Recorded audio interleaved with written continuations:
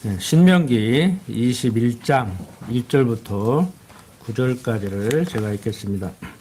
내 하나님 여호와께서 내게 주어 얻게 하시는 땅에서 혹시 피살한 시체가 들에 엎드러진 것을 발견하고 그 쳐 죽인 자가 누구인지 알지 못하거든 너희 장로들과 재판장들이 나가서 그 피살한 곳에서 사면에 있는 각 성읍의 원근을 잴 것이요 그 피살한 곳에서 제일 가까운 성읍 곧 그 성읍의 장로들이 아직 불이우지 아니하고 멍에를 매지 아니한 암송아지를 취하고 성읍의 장로들이 물이 항상 흐르고 갈지도 심지도 못하는 골짜기로 그 송아지를 끌고 가서 그 골짜기에서 그 송아지 목을 꺾을 것이요 레위 자손 제사장들도 그리로 올지니 그들은 내 하나님 여호와께서 택하사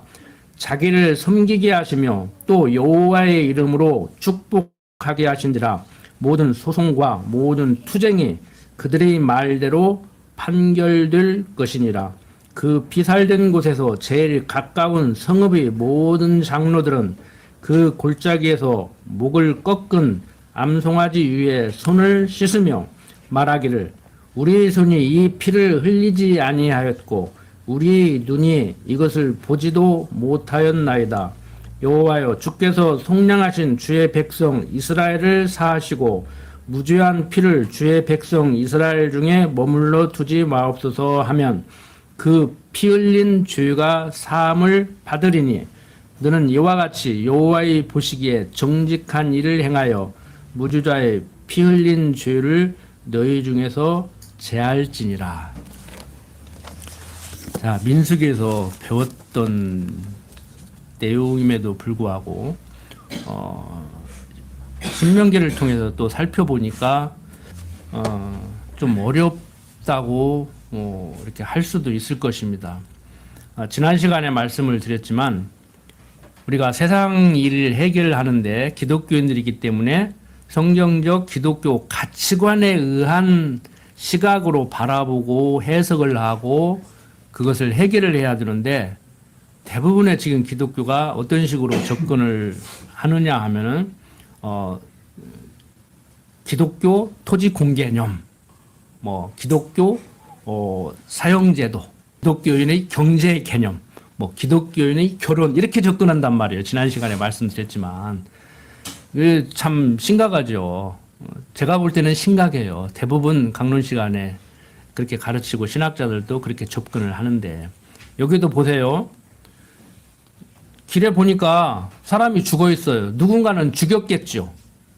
뭐 가다가 뇌출혈로 쓰러져서 죽었을 수도 있지만 보니까 옆구리에 칼 맞았어.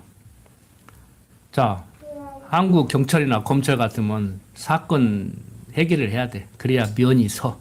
그러니까 동네에서 만만하던 사람 잡아다가 고문해가지고 이제 뒤집어 씌우는 거예요. 여러분들은 남의 일 같이 생각되실런지 모르지만 나는 반듯하니까 나는 허우대 멀쩡하니까 동네에서 비실비실 안 하니까 그럴 일이 안 생길 거야. 천만의 말씀이에요. 생길 수 있어요. 생길 수 있다고. 세상 말로 재수 없이 걸리면 생길 수 있다고. 징역 한 20년 살고 나와보시라고. 그래도 재심에서 10억 보상 받았다고 해보시라고. 그게 10억하고 바꿀 일이냐고. 요즘 젊은이들 설문조사 하니까 한 2, 3년 살면은 10억 바꾸겠다고 그런다고 하더라고. 나는 10억 줘도 가서 한 달도 못 살아요. 그 10억 없고 말지. 사람이 자유를 억압받는다는 게 그게 얼마나 괴로운 일이고 서글픈 일인데 돈 10억이 얼마나 대단한지 알아요. 저도. 그렇지만 한 달 더 징역 살고 나오면 10억 줄게? 몰라요. 또 궁지에 몰리면은 네가 지금 배불러서 그런지 몰라도 사업망하고 한 2년 도망 다녀봐라. 충분히 할 수 있다. 뭐 저도 그런 궁지에 몰리면 할 수 있겠죠. 하겠다고 나서겠죠. 제가 드리는 말씀은 성경을 읽을 때나 지금 제가 드리고자 하는 말씀, 제 말이 아니고 성경을 설명해 드릴 때 초점을 잘 맞추시라는 거예요.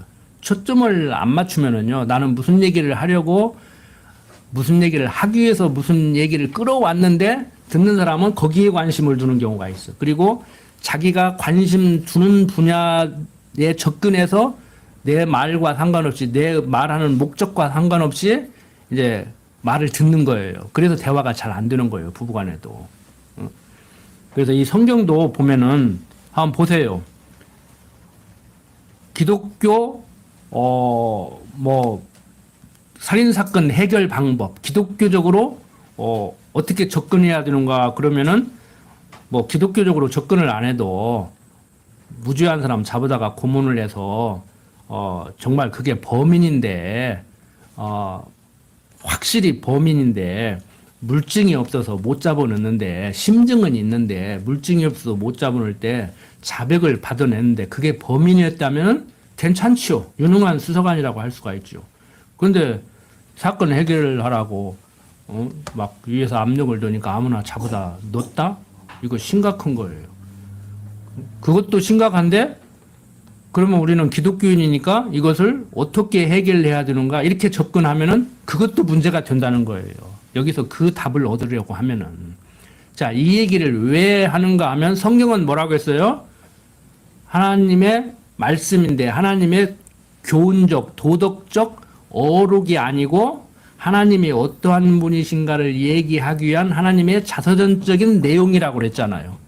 그러면 성경이 하나님의 자서전적인 내용이면은 지금 21장에서 얘기하고 있는 이 내용도 하나님이 어떠한 분이신가를 말하기 위한 어떤 방법이란 말이에요.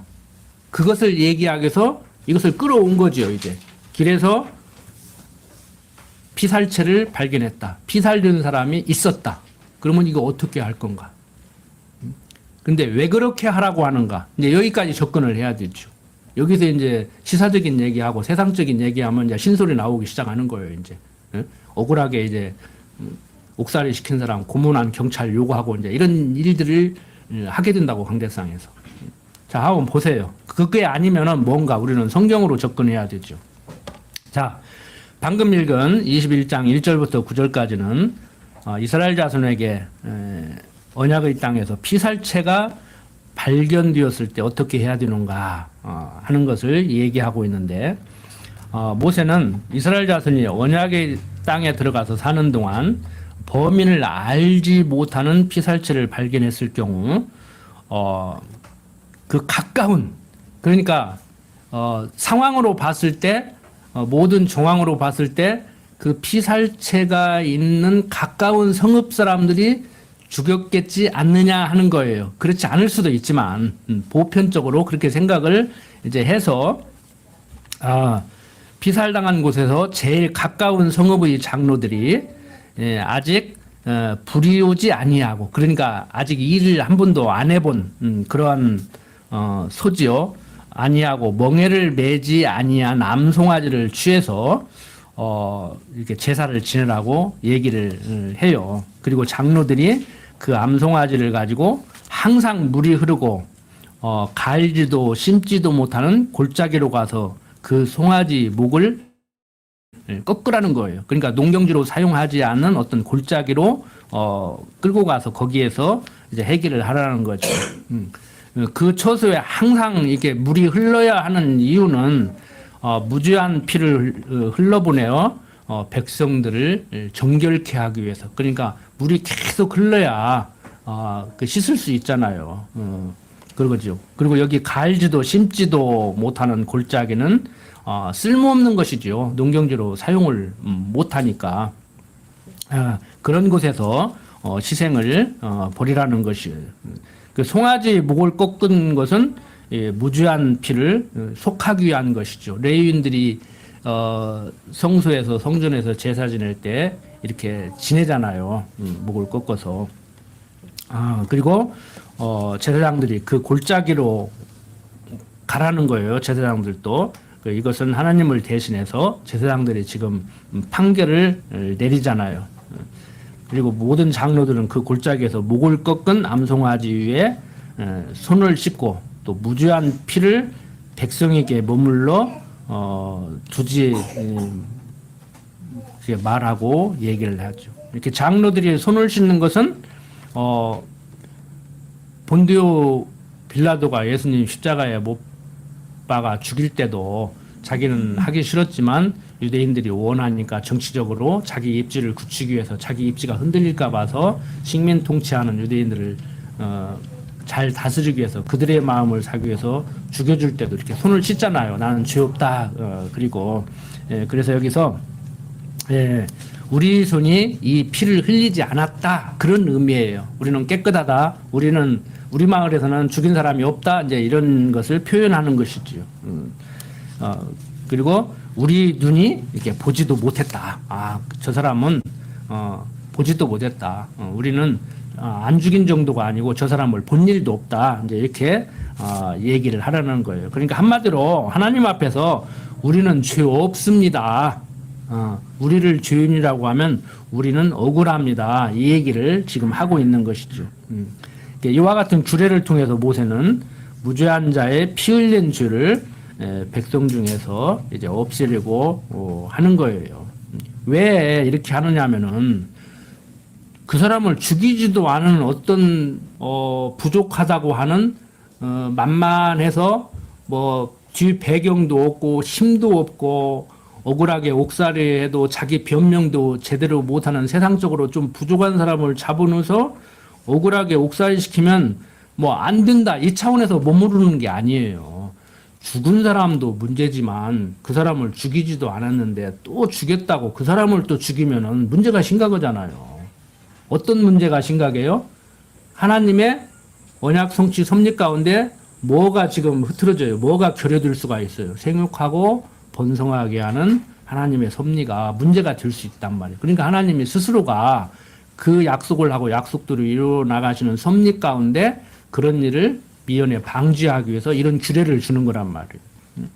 그러니까 하나님이 언약을 이루어 나가는 그런 과정 속에서 살인사건이 일어났지만 살인사건이 일어났다고 그걸 어떻게든지 해결해서 면을 세우려고 하는 어떤 경찰이나 검찰같이 그렇게 하지 않고 세상적인 것도 그렇게 하지 말아야 되죠. 그런데 이것은 하나님의 언약 성취 섭리를 위한 그런 섭리 가운데 이렇게 하라는 거예요.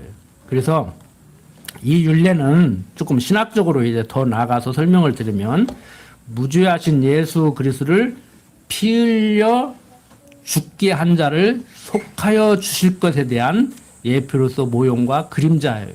누군가는 죽였으니까 죽었다고. 누군가는 칼로 찔렀으니까 그 사람이 지금 길거리에서 쓰러져 있는 거라고. 죽은 시체로 지금 남아있는 거란 말이에요. 누군가는. 그런데 우리는 나는 안 죽였다고 그런지 몰라도 유대인들 그때 당시에 유대인들은 그때 당시가 아니죠. 이제 한참 뒤의 얘기지요. 뭐 1000년도 더 지난 후의 얘기인데 시간적으로 보면은 유대인들이 어떤 일을 벌여요? 무죄한 하나님의 아들 예수 그리스도를 죄 있다고 정해서 십자가에서 죽이는 이런 일들이 벌어지잖아요. 자, 보세요. 지금 이제 자, 누가 죽였는지도 모르는데 그 범죄 사건을 해결하기 위해서 누명을 씌우는 것은 말할 필요도 없이 잘못된 거지만 누군가가 죽였는데 그 누군가를 잡아냈는데도 그 사람을 죽이지 않는 이거 하나님의 은혜죠. 그러니까 인간적으로 접근하면은 뭐 구약 성경도 함무라비 법전이나 방불하다. 함무라비 법전은 바벨론 6대 왕이 만드는 법전이에요. 그러니까 한참 뒤의 얘기야. 그런데 신학자들까지라도 그렇게 얘기를 해요. 성경의 이 구약 성경의 내용은 이미 근동 지역에 있는 그런 법률을 정리해 놨을 뿐이지 이게 뭐 하나님이 뭐 이러냐 하나님이 세상에 하나님이 이럴 수는 없지 않느냐 보니까 너무 잔인한 하나님이다. 그래서 구약의 하나님은 잔인한 하나님, 신약의 하나님, 성자 하나님은 자비의 하나님 이런 식으로 또 설명을 하는 분들이 있어요. 성경을 이렇게 잘 못 보니까. 그런데 지금 그런 얘기가 아니란 말이에요. 자, 다시 한번 정리합니다.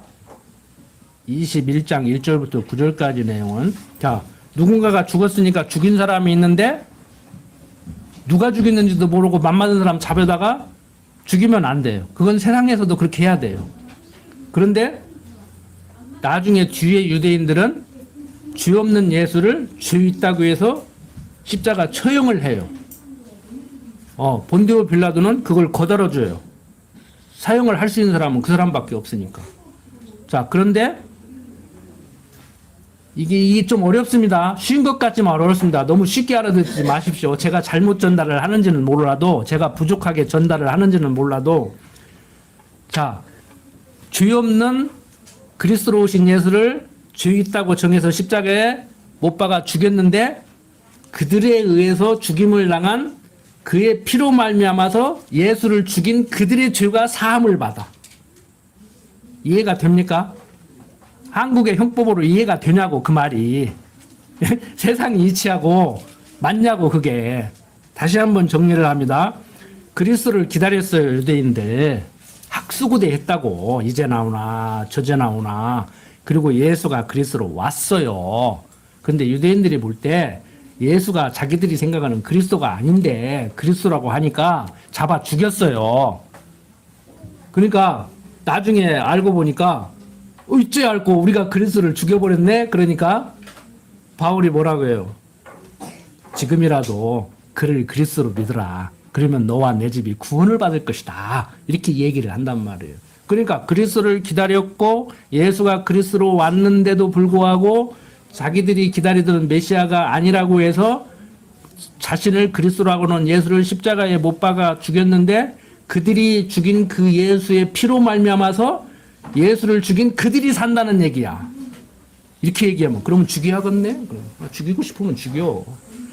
그래서 제가 고등학교 다닐 때 성경을 읽고 목사님한테, 목사님, 예수님 십자가에 못 박아 죽일 때 내가 그 현장에 서 있다고 하면 나는 예수님 미안하지만 잘 가시라고, 좀 죽어줘야 되겠다고, 내가 당신을 취하겠다고 그래야 됩니까? 아니면은 누가 예수를 죽이냐고, 못 죽인다고, 대신 내가 죽고 말지, 예수님 빨리 내려오시라고 그렇게 얘기를 해야 됩니까? 그런데요, 신학 공부를 해보니까요, 제가 고등학교 다닐 때 목사님한테 질문했던 그 질문을 던진 사람들이 이미 있었고 거기에 대한 대답을 한 사람들이 있더라고. 다 비성경적이요. 공부를 더 깊이 해보니까 다 비성경적이요. 자, 보세요. 자, 예수님 십자가에 죽을 때 막은 사람 있죠? 베드로가 먼저 막았죠. 못 잡아간다. 응? 대제사장의 말구에 귀를 뺐죠. 칼을 빼들고. 그러니까 예수님이 뭐라 그래요? 사단아 물러가라. 내가 12영이나 더 튀는 천사를 보내서 내가 저거 하나 못 막아서 내가 잡혀가는 줄 아느냐? 응? 죽을지언정 따라가겠습니다. 나 가는 곳 못 온다. 무슨 소리입니까? 따라가겠습니다. 못 올 건데 내가 가는 데가 어딘 줄 알고 너희들이 자꾸 따라올 수 있다고 그래. 따라온다고 그래. 못 온다니까. 죽으니까 웬걸? 다 도망가요. 다 도망가. 응? 자, 제가 질문 드린 그런 사고를 하지 않고 성경에서 조용히 그 장면을 바라보고 있던 여인들이 있었어요. 그러니까 내려오라고도 하지 않고 죽으면 안 된다고도 하지 않고 잘 가라고, 당신은 죽어줘야 된다고도 하지 않고 조용히 지켜보고 있다가 가서 장사를 지내드린 여인들이 있다고. 나중에 보니까요, 모세한테도 계속 하나님이 하시는 일이 그거예요. 안 간다고 한 모세, 능력 없어서 못 온다고 하니까 능력을 줘서 보냈고, 말주변이 없다고 하니까 말 잘하는 형 아론을 붙여서 인도하시는 하나님께서 모세를 지도자로 세워놓고, 뭐 지도자니까 너 뭐 어떻게 하라는 얘기가 아니요. 너는 가만히 있어. 내 하는 일을 보라. 내가 지도자로 세웠으니까 앞서서 가라면 가고 서라면 서고 여기서 머물러서 잠자라면 잠자고, 내가 하라는 대로. 괜히 모세가 지도자를 세우니까 지가 또 지도자라 합시고 또 안 하려겠는데 허락허락 해서 하는데 뭐가 안 되니까 성질 부리다가 이제 요단강 못 건너가는 거 아닙니까? 세상적으로 보면은. 여러분들, 이런 내용을 통해서 우리가 세상을 우리는 어떻게 살아가야 되는가라고 질문을 던진다고 하면 굳이 뭐 살인자가 있을 때, 범인을 못 찾았을 때 어떻게 해야 되는가? 여러분들이 판검사가 돼서 범인을 못 잡았다, 범인을 잡았다, 그러면 어떻게 해야 되는가? 뭐 실정법이 있으니까 실정법대로 하겠지만서도 실정법을 따지기 전에 먼저 우리는 법은 법이고 법대로 한다고 하더라도 감형을 해줄 수 있고 뭐 그 정상 참작을 할 수 있는데 그게 과연 전관 예우를 해주는 변호사를 하면은 그냥 뭐 풀어주고 뭐 이렇게 해야 될 문제인가? 정상 참작하려면 우리는 어떤 정상을 어떻게 참작해야 될 건가? 이런 생각을 할 수는 있단 말이에요. 근데 여기서 하는 얘기는 그것은 격가지고 성경적 기독교 가치관으로 무장된 판검사들이 이제 해야 될 일이고 우리는 여기서 보니까 이게 무슨 얘기예요? 하나님께서 장차 보여주실 피 흘려 십자가에 죽으심으로 말미암아서 대속 사역을 하심으로 그의 피로 말미암아서 우리가 살 수 있음을 모형과 그림자로 보여주는 것이구나. 이걸 봐야 된단 말이에요. 우리는 이걸 봐야 된다고. 여러분 세상적으로 보면 설명하기가 납득하기가 참 힘들죠. 메시아를 기다렸고 메시아가 왔는데 메시아라고 한다고 아닌데 메시아라고 한다고 죽였는데 내가 죽여서 피 흘린 그 대속 보혈로 말미암아서 내가 살았다? 이렇게 얘기하면 이제 한국 사람들은 죽여야겠구만. 내가 살으려면 죽여야겠구만. 죽여서 살았구만. 이렇게 접근한단 말이에요. 지금 죽여서 살았느냐 내가 살려면 죽여야 되냐가 아니라고 지금 성경은. 우리들의 생각은 어떻든지 간에 예수는 그리스도로 왔고 그의 보혈 공로로 말미암아서 우리가 사는데 그 과정적으로 볼 때 그리스도로 왔는데도 불구하고 그리스도가 아닌데 그리스도라고 한다고 해서 죽였단 말이에요. 그건 잘못된 거지요. 그래도 그 죄값을 받잖아요. 유대인들 지금까지도 그 죄값을 받고 있는 거라니까요. 지난 시간에 배웠잖아요. 무죄한 자를 죽인 그 죄값으로 인해서 AD 70년에 로마가 이스라엘을 점령해가지고 뿔뿔이 흩어졌다가 거의 2000년 다 된 1945년에 시오니즘에서 지금 이스라엘이 세워졌는데 그들이 지금 모여있지만 그들 예수를 그리스도로 안 믿고 자꾸 유대교 성전을 복원이나 하려고 하고 지금 그러고 있단 말이에요. 지금 그 로마서 기자가 얘기했잖아요. 왜 그런 일들이 벌어져요? 지금은 우리와 같은 이방인 구원 시대이기 때문에 때가 되지 않아서 그들이 민족적으로 회개하고 돌아올 날이 있다고. 그러니까 그들 예수 안 믿는다고 해서 함부로 우리가 이런 애 저런 애 하고 그 사람들에 대해서 평가할 일도 아니고 그런 섭리 가운데서 우리가 예수 믿고 구원받게 됐으니까 인간적으로 보면 그들이 아직도 안 믿고 있기 때문에 우리가 구원받을 수 있으니까 우리는 그냥 감사한 것뿐이죠. 무슨 말씀인지 알았죠? 죽여야 되느냐 살려야 되느냐 유대인들이 빨리 믿어야 되느냐 늦게 믿어야 되느냐 이렇게 자꾸 접근하지 마시라고. 자 계속해서 봅니다.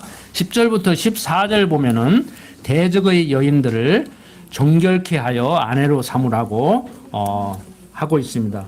내가 나가서 대적과 싸움함을 당하여 내 하나님 여호와께서 그들을 내 손에 붙이심으로 내가 그들을 사로잡은 후에 내가 만일 그 포로 중의 아리따운 여자를 보고 연연하여 아내를 삼고자 하거든 그를 내 집으로 데려갈 것이요 그는 그 머리를 밀고 손톱을 베고 또 포로의 의복을 벗고 내 집에 거하며 그 부모를 위하여 1개월 동안 애곡한 후에 내가 그에게로 들어가서 그 남편이 되고 그는 내 아내가 될 것이요 그 후에 내가 그를 기뻐하지 아니하거든 그 마음대로 가게 하고 결코 돈을 받고 팔지 말지라 내가 그를 욕보였은즉 종으로 여기지 말지니라.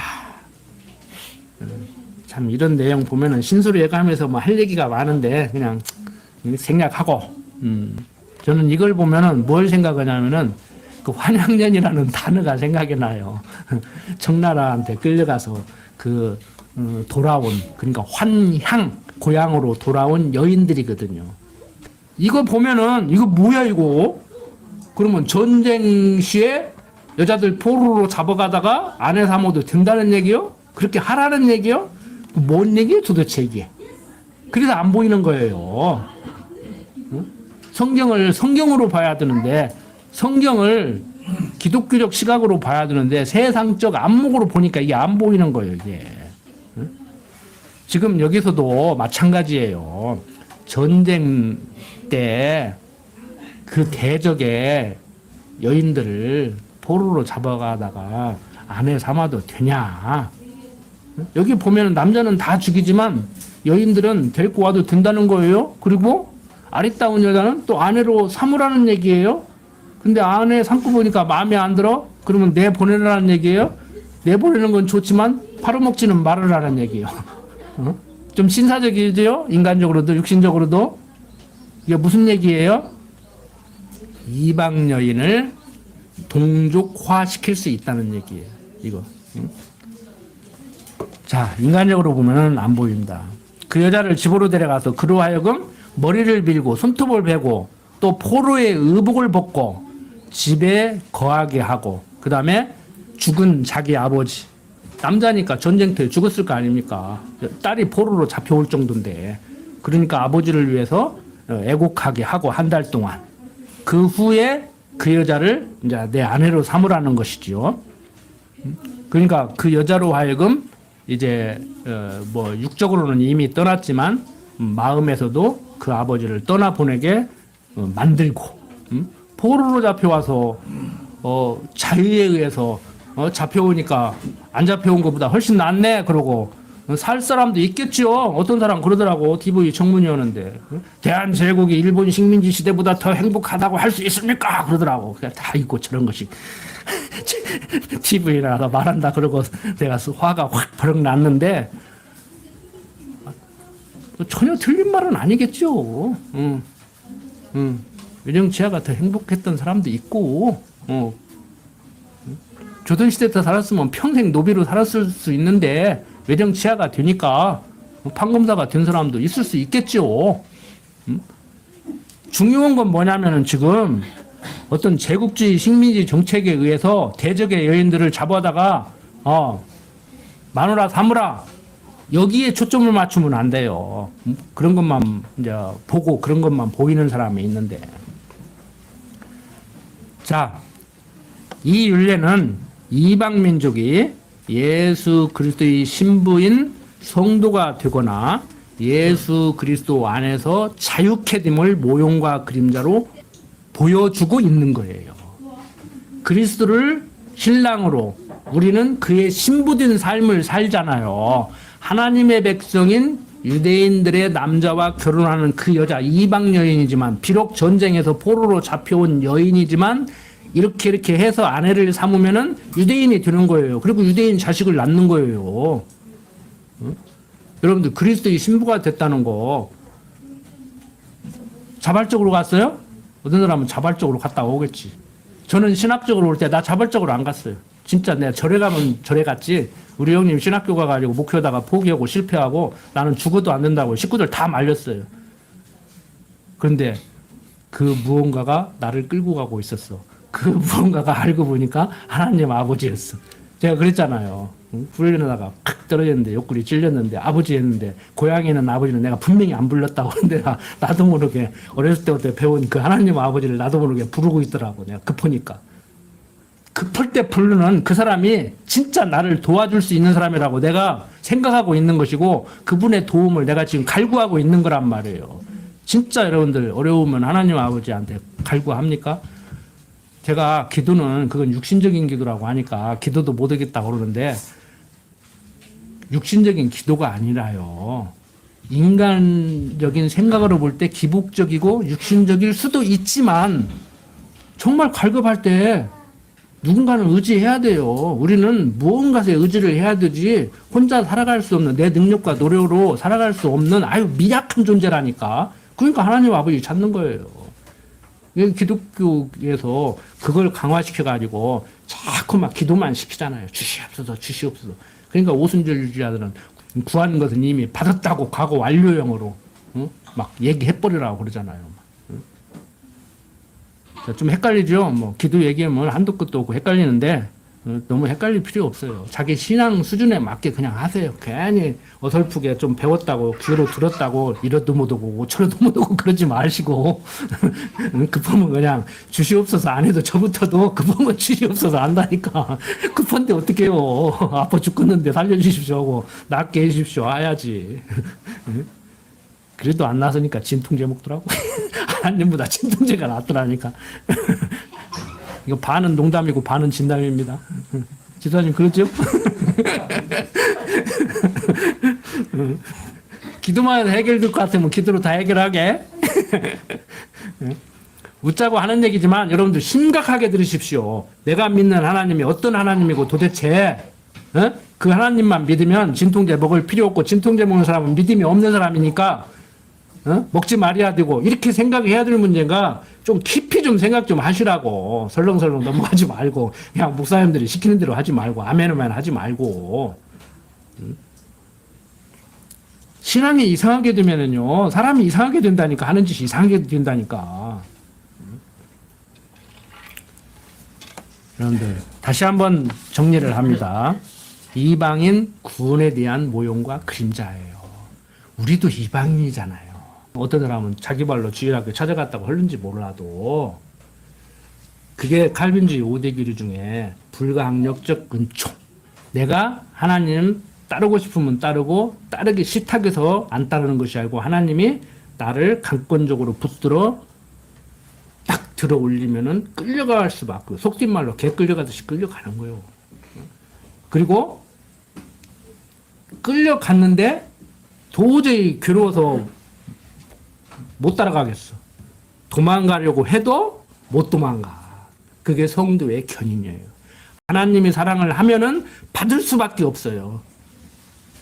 그게 불가항력적 은총이라고. 그리고 한번 하나님이 나 붙들으면은 아무리 도망가려고 해도 도망갈 수가 없어. 그게 성도의 견인이에요.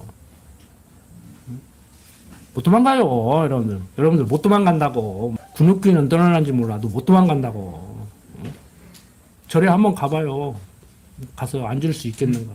절에 가서 앉을 수 있고 불교인으로 돌아가시고 극락왕생 한다고 하면은 그분은 처음부터 기독교인이 아닌데 뭐 있는가 하고 혹시나 하고 와본 사람이요. 무슨 말씀인지 알겠죠? 정말 여러분들이 기독교인이라면요 천하 없어도 하나님 못 떠난다니까. 군육교인은 떠나도 하나님 못 떠나요. 도망갈 생각 하지 마십시오. 그냥 군육기도 떠나지 마요. 처음 들었는데 어디 가시려고 그래. 자, 15절부터 봅니다. 15절부터 17절. 자, 어떤 사람이 두 아내를 두었는데 하나는 사랑을 받고 하나는 미움을 받다가 그 사랑을 받는 자와 미움을 받는 자가 둘 다 아들을 낳았다 하자. 가정이에요. 하자. 그 미움을 받는 자의 소생이 장자여든 자기의 소유를 그 아들들에게 기업으로 나누는 날에 그 사랑을 받는 자의 아들로 장자를 삼아 참 장자 곧 미움을 받는 자의 아들보다 앞세우지 말고 반드시 그 미움을 받는 자의 아들을 장자로 인정하여 자기 소유에서 그에게는 두 몫을 줄 것이니 그는 자기의 기력의 시작이라. 이것도 그렇죠. 뭐 아내 둘 얻어도 되냐? 기독교는 일부 다처구나. 아, 성경 보니까 아브라함도 아내가 많았고, 뭐 야곱도 많았고, 뭐 어쩌고 저쩌고. 그렇게 접근하지 마시라니까. 그래도 어떤 목사는 또 기독교는 일부 다처제다. 그것도 이상한 얘기요. 알아서 살아. 능력 있으면 둘을 데리고 살든지 셋을 데리고 살든지. 그렇게 하라고 간통죄 없앴잖아. 농담입니다, 이건. 관계상에서 농담이 나고 있고. 여러분들, 하나 사랑하기도 바쁜데, 얼마나 골치 아파. 자, 우리들의 전통적인 문화, 기독교의 전통적인 문화는 일부 일처제로 정착이 돼 있어요. 여러분들, 그런 식으로 하면은 세상적인 안목으로 보면 예수님, 일부 다처예요? 일부 일처예요? 이건 내가 이제 군대 생활할 때 성경 보는 데 헷갈리더라고. 헷갈리더라고. 아, 머리가 그리스도시고 그의 지체된 신부, 성도, 사람들 안 물어보면 일부 다처제지? 촌수도 안 맞아요? 나도 하나님 아버지인데 우리 딸이 물어본 거요. 나도 하나님 아버지 오면 그럼 나는 하나님 할아버지 아니냐고 은경이가. 촌수도 안 맞아? 어떻게 할 거냐고. 여러분들 손녀들이 5살 6살 먹은 애들이 응? 아버지가 하나님 아버지 그래. 그러면 손녀는 하나님 할아버지 그래야 할 거 아니요. 대답하셔야지. 복잡하죠? 복잡하지. 응? 나는 엄마가 어떻게 낳았어? 뭐 그것도 대답 못 해가지고 배추 받아서 주워 왔다 그러고. 어렸을 때 우리 성부가 나만 만나면 너는 다른 밑에서 주워 왔다 해야죠. 내가 하루 동안 집 나갔다 왔다니까. 응? 그것도 대답 못 하는데 하나님에 대해서 어떻게 가르쳐 주냐고. 30년 배워도 모르고 있다는데. 여러분들 모형과 그림자로 보여주는 거예요. 여기서. 자, 아내가 둘 있는데 아내 둘 두고 살아라는 얘기가 아니고 아내가 둘 있는데 한 여자를 더 사랑하는데 그 여자가 둘째 부인이야. 근데 첫째 부인 애가 장자야. 먼저 결혼을 했으니까 첫아들이야. 장자. 그러면 장자 상속으로 유대인 그 문화는 장자가 받아야 돼요. 우리도 그랬잖아요. 응? 그런데 둘째 부인이 난 차자가 더 예뻐. 그러면 걔한테 물려주지 말라는 거예요. 응? 마음에 안 들어도 첫째 부인이 마음에 안 들어도 그 여자가 난 마음에 안 드는 아들한테 물려주라는 거예요. 응? 자, 이건 뭔 얘기 같아요? 자, 이 일례는 장자이신 예수 그리스도께서 천국의 유업을 받으실 것을 지금 얘기하고 있는 거예요. 근데 성경은 뭐 장자라고도 얘기하지만 그리고 뭐 하나님이 부인이 많은데 뭐 마음에 안 드는 부인 뭐 이렇게 장자 삼으려고 했다가 한 것도 아니지만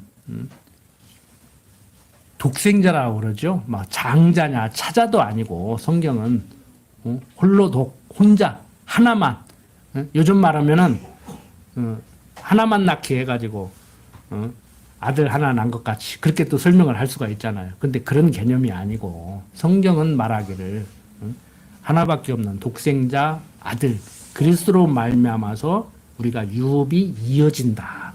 우리는 그의 유업을 받은 후손들이다. 이 얘기를 지금 하는 거예요.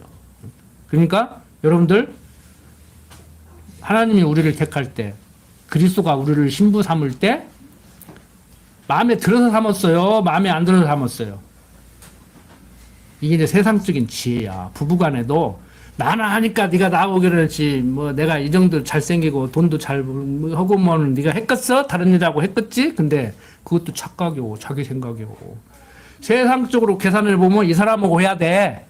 근데 콩강씨가 가지고 진윤의 안경이라고 이 사람을 해. 부모가 이 사람으로 하기도 죽어도 아니여. 머리 깎고도 아니여. 지 맘에 들여야지.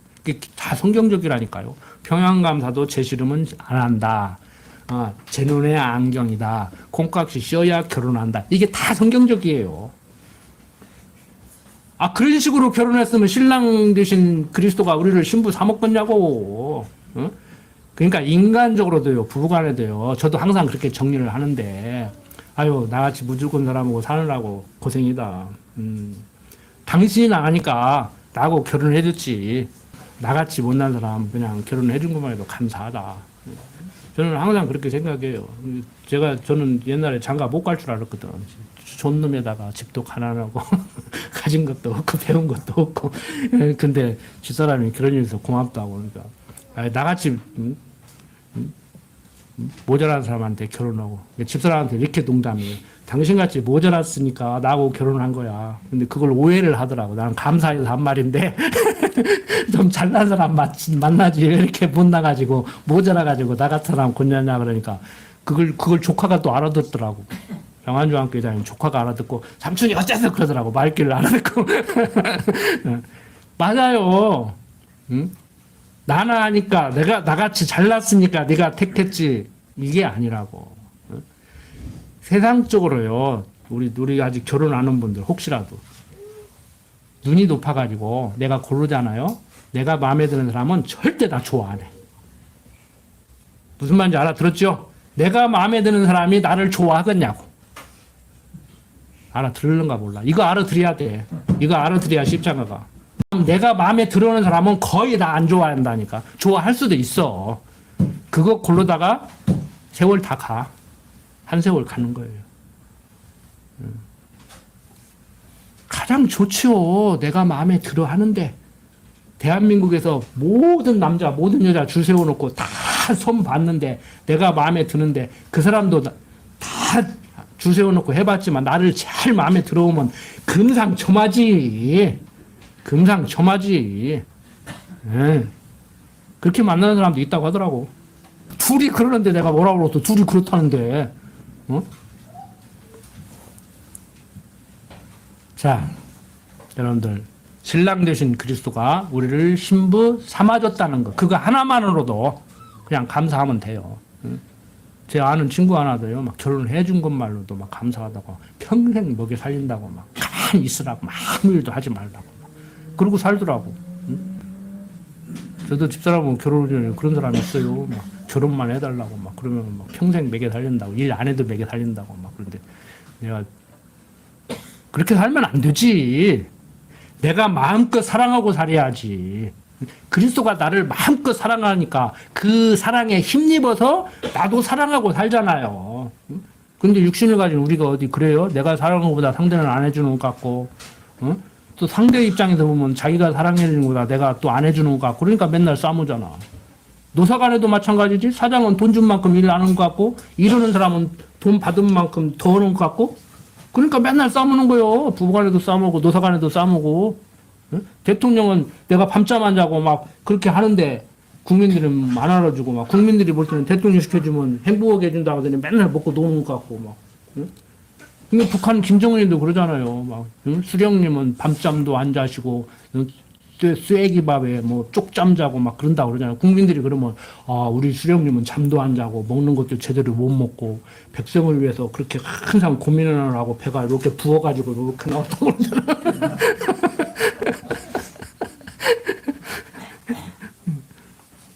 여러분들 그거 아닙니다. 사랑 오직 그리스도의 사랑 하나님의 사랑 지금 저는 하나님의 사랑 그리스도 사랑을 지금 계속 얘기하고 있는데 여러분들은 어떻게 들으시는지 모르겠어. 자 18절부터 21절 보면은 다 안 읽겠습니다. 부모에게 불순종한 자들은 돌로 쳐 죽이라고 그래요. 세상에 이런 하나님 어디가 있어. 부모 말 좀 안 들었다고 불순종했다고 막 돌로 쳐 죽이래. 이것도 마찬가지예요. 우리가 지난번에도 말씀드렸지만 엄마 바쁘니까 슈퍼 가서 두부 한 모 사와라 이런 얘기가 아니에요. 불순종이. 그것도 불순종이라고 할 수 있지만 부모는 우리에게 어떤 존재예요? 신앙적으로 하나님에 대해서 가르쳐 줘야 될 가르치는 스승 중에 스승이에요. 인간적으로도 육신적으로도 가장 처음 만나는 스승은 뱃속에서부터 부모입니다. 특히 어머니입니다. 그래서 유대인들이 어머니를 중요시한다고 했잖아요. 모세도 어머니 품에서 컸어요. 그래서 민족의식을 가지고 있었던 것이고 역사의식이 있었던 것이고 그래서 유대인들은 어머니가 유대인이면 무조건 유대인이라고 그랬잖아요. 이스라엘 자손에게 있어서 부모의 가르침은 하나님 경유하기를 배우게 하려는데 그 목적이 있어요. 그러니까 부모가 하는 일은 하나님 가르쳐야 돼. 우리도 마찬가지라 했잖아요. 자식 먹이고 입히고 아프면 병원 데리고 가고 그 이상 하지 말라 했잖아요. 맨날 성적표나 계산하고 그런 거 하지 말고 저는 진짜 그랬어요. 진짜 그랬어요. 저는 집사람한테 성적표 보지 말라 그러고 숙제금도 하지 말라 그랬어요. 학교 늦게 가도 깨우지 말라 그랬어요. 하나님 가르쳐야 될 부모, 하나님 배워야 될 부모기 때문에 부모한테 순종하라고 하는 거예요. 자, 22절부터 23절 보고 마치겠습니다.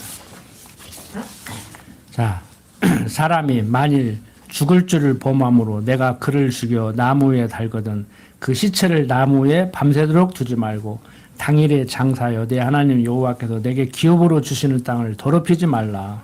나무에 달린 자는 하나님께 저주를 받았음이니라. 자, 이 본문은 모세가 이스라엘 자손에게 범죄자를 죽여 나무에 달거든 그 시체를 밤새도록 두지 말라고 하는 규례입니다. 이 규례대로 예수님 나무에 달려 돌아가셨잖아요. 십자가에 달려 돌아가셨잖아요. 그래서 하루를 넘기지 않고 그날 저녁에 내려서 장사를 지냈던 거예요.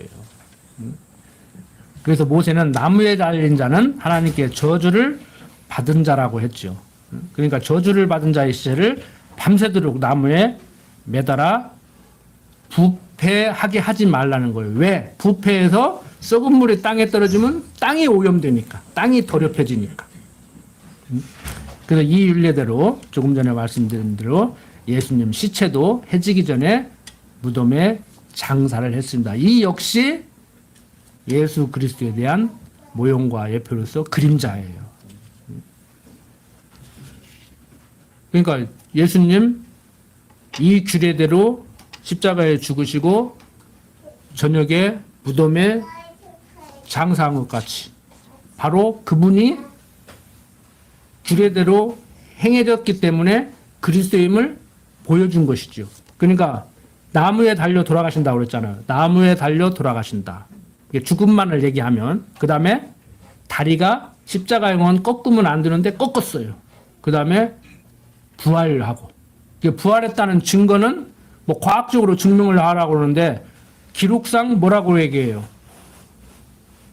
훔쳐가지 않았는데 부활해서 시체가 없어졌으니까 돈 주고 문지기한테 훔쳐갔다고 해라. 그렇게 해서 부활 안 온 같이 얘기하려고 했잖아요. 훔쳐갔다고 하면은 그 보초병 처벌 받아야 돼요, 안 받아야 돼요? 도둑 맞았으면 보초병을 처벌해야 되는데 부활하신 예수님을 부활하지 않았다고 하기 위해서 그 보초병한테 돈 쥐어주고 도둑 맞았다고 하라고 위증을 시켜버린다고. 그것도 아이러니하죠? 도둑 맞았으면 보초병을 처벌해서 도둑 맞았음을 보여줘야 되잖아요. 이놈 잘 지키라니까 도둑 맞았어. 처벌해. 이러면 될 것 같은데 자기들 하는 그 방책이 기발한 생각을 한다고 한 것이 결국에는 우리들로 하여금 확실히 도둑 맞았네 이렇게 알게 처신을 해버린단 말이에요. 그러니까 여러분들 장귀 부리려고 다가요. 자기 방법에 의해서 자기 귀에 넘어가가지고 오히려 확 까버려 버려요. 그러니까 잘못했을 때는 잘못한 거 인정하고 실수했으면 실수한 거 인정하고 사과할 건 사과하고 그러고 넘어가야 돼. 부부간에도. 뭔 말인지 아시죠? 아니 부활했는데 부활 안 했다고 하려고 도둑 맞았다고 그래. 도둑 맞았으면 처벌해야 될 거 아니요. 그런데 돈 줘주고 도둑 맞았다고 간증해라. 유증하라. 그런 게 세상에 어디가 있냐고. 이상하잖아요. 내가 로마 지도자라면 내가 그때 당시에 문지기의 상관이라면은 그렇게 안 해. 데려다 놓고 사형시켜버려. 이놈 보추서라니까 보추 잘못 썼고 도둑 맞았어. 그런데 그런 엉터리 없는 짓을 한단 말이에요.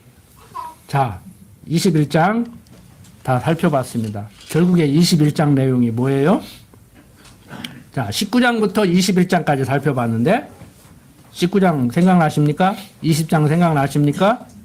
자, 이스라엘 자손에게 교훈한 율례 가운데 생명에 대한 율례를 명했죠. 억울하게 죽는 죽음 어떻게 할 건가? 전쟁 시에는 어떻게 할 건가? 오늘 범죄자의 생명은 어떻게 할 건가? 이 모든 것은 택한 백성의 생명을 보호해서 구원하실 예수 그리스도에 대한 모형과 그림자로 보여준 것이다. 여러분들 그 사랑 받고 우리 사는 거예요. 뭐 찬송가만 막 복음성가 부른다고 예수님 사랑하고 으쌰으쌰 하고 집에 가면 말짱하고 원했지. 그게 아니고 정말 우리는 강제상에서 기타 치고 드럼 치고 예수님 찬양 노래를 부르지 않지만 마음속에서 항상 정말 예수님 찬양 하나님 찬양하고 사십시오. 하나님이 모든 것을 주관하신다고 생각하면 그거 인정하면은요 육신적으로 내가 이렇게 질병에 시달리지 않아야 되는데 내가 이렇게 경제적으로 궁핍하지 않아야 되는데 내가 이렇게 사람들로부터 무시당하고 멸시당하고 살지 않아야 되는데 이런 생각을 하다가도요 하나님이 그렇게 살게 만들었으면 그렇게 살아야지 어쩔 거냐고. 그거 인정해야 돼요. 인정 안 하면 괴롭다니까. 안 하면 어쩔 거냐고. 어? 우리는 어차피 되어지는 대로 살 수밖에 없어요. 되어지는 대로 안 살으려면 어떻게 끌고. 어차피 하나님이 섭리하는 대로 속된 말로 개 끌려가듯이 살아야 되는데 어쩔 거냐고. 어? 육신적인 전쟁 포로만 돼도 가서 노역하라면 하고 그거 하기 싫으면 자살을 하든지 뭘 하든지 해야 될 거 아니에요. 그러니까 하나님 모르면은 자살하는 거예요, 사람들이. 예? 그래서 자살도 아무나 못 하는 거라고 그랬잖아요. 하나님 알면 절대 그것도 못 한다고 하면 안 되지. 하면 안 된다가 아니라 못 한다니까. 우리는 않게 돼요. 여러분들 고통스러워도 그렇게 안 하시잖아요. 어? 저도 심을 때는요. 차라리 죽는 게 낫다. 내가 어디 가서 그랬어요. 막 뭐 한 80년 살을 거 한 50년으로 압축해서 살았으면 좋겠다고. 이렇게 살아도 그만 저렇게 살아도 그만 했는데 지난번에 강대상에서도 말씀드린 것 같은데 저는 괴로우니까 빨리 죽고 싶어서 하는 소리가 아니에요. 80년 살아나 50년 살아나 어차피 하나님 배우다 가는데 여러분들 대학 4년 만에 졸업하고 싶어요. 공부 못해가지고 한 8년 만에 졸업하고 싶어요. 그런 차원에서 말씀을 드리는 거예요. 그렇다고 해서 빨리 가려고 하시지 말고 오래오래 보고 가야지. 좋은 친구인데 좋은 친구는 오래오래 만나고 싶고 만나면 오래오래 있다가 헤어지기 싫고 헤어지면 또 보고 싶고 그런 거예요. 그러니까 우리는 좋은 친구니까 빨리 가려고 하지도 말고 안 만나려고 하지도 말고 만나서 싸우려고도 하지 말고 재밌게 삽시다. 아멘 안네. 기도드립시다. 아버지 하나님, 오늘 이 시간 또 하나님의 사랑에 대해서 배웠습니다. 신랑 되신 그리스도에 대해서 배웠습니다. 어떠한 상황 가운데 처한다고 하더라도 육신적인 나약함 때문에 낙심하지 않게 하여 주시옵소서. 절망하지 않게 하여 주시옵소서. 범사에 감사하고 기뻐하고 찬송하는 삶을 살도록 강한 팔로 붙들어 주시옵소서. 부족한 종 예수님 이름으로 기도드립니다. 아멘.